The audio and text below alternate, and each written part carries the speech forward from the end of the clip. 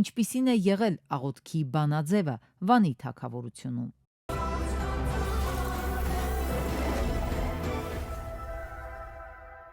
Արարատի թագավորության միապետները ռազմական արշավանքներից առաջ նախ աղոթք ուղերձ էին հղում աստվածներին։ Օրինակ Մենուա արքան աղոթք էր հղում ուրարտական տերության գերագույն աստված Խալդիին։ Արգիշտի եւ Սարդուրի արքաների թողած սեպագիր տեքստերում ռազմական արշավանքներից առաջ նրանք աղոթք ուղերձով դիմում էին Ուրարտուի դիցարանի գերագույն եռյակին։ Հիշատակվում է հետևյալ բանաձևը. աղոթեցի Խալդիին Տիրոջը, Թեշեբային տարերքի եղանակի աստծուն, Շիուինիին արևի աստծուն, բիայնական աստվածներին, աստվածները լսեցին ինձ։ Այնուհետև հաջորդում է արքայի կողմից այս կամ այն երկիրը նվաճելու մասին նկարագրությունները։ Սարդուրի արքայի թողած տեքստերում նաև նշվում է, որ աղոթք ուղերձից հետո աստվածները վերջինիս համար ճանապարհ կամ արշավանք էին իրագործում։ Ամենայն հավանականությամբ գուշակության կամ նման այլ միջոցներով աստվածները հավանություն էին տալիս, որ այս կամ այն երկիր արշավելը